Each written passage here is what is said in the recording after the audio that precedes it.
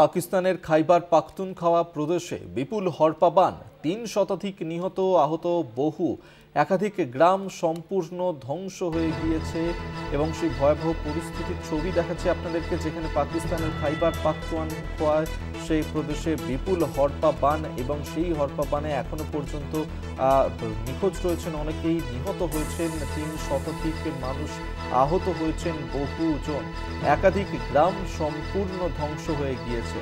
উদ্ধারকারীরা ঘটনাস্থলে পৌঁছেছেন, এখনো পর্যন্ত সেখানে চলছে উদ্ধার কাজ, জারি রয়েছে। তবে উদ্ধার কাজে গাফিলতি, খামতির অভিযোগ তীব্র হচ্ছে এবং সেই ছবি দেখাচ্ছে আপনাদেরকে পাকিস্তানের খাইবার পাখতুনখোয়া প্রদেশে বিপুল হরপা বানের জেরেই যে বিপর্যস্ত পরিস্থিতি এবং একাধিক মানুষ সেখানে নিখোঁজ রয়েছেন, ৩ শতাধিক মানুষ নিহত হয়েছেন, আহতও হয়েছেন এখনো পর্যন্ত অনেকেই। আমরা এই নিয়ে সরাসরি কথা বলবো, কি পরিস্থিতি সেখানকার আমরা জানবো।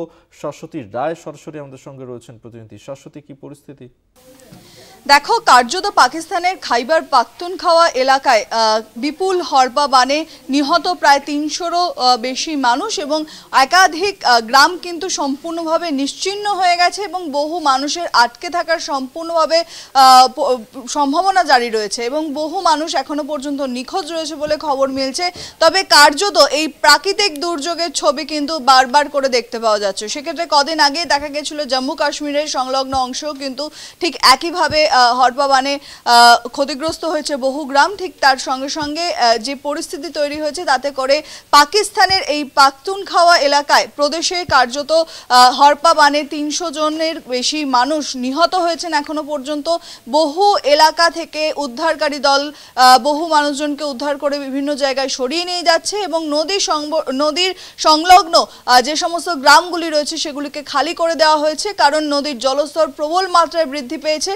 সেই পরিস্থিতিতে এখনো বহু মানুষের আটকে থাকার সম্ভাবনা এবং কার্যত বলা যায় যুদ্ধকালীন তৎপরতায় উদ্ধার কার্য চালানো হচ্ছে পাকিস্তানের এই পাখতুনখোয়া প্রদেশ অঞ্চলের একাধিক গ্রামে এবং কার্যত সমস্ত বাড়ি ধ্বংস হয়ে গেছে বলেই সেরকম ছবি দেখতে পাওয়া যাচ্ছে এবং পরিস্থিতি নিয়ন্ত্রণ করতে ইতিমধ্যেই উদ্ধার কার্য চালানোর জন্য সেনাবাহিনীকেও নামানো হয়েছে বলেই খবর।